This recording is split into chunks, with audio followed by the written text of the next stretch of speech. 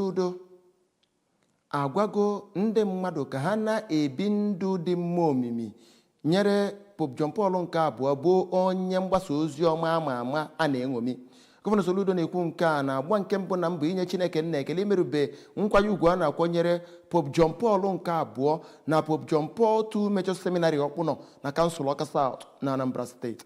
Onye nta aka anyị bụ Ejike Abana pụtara anyị akụkọ a.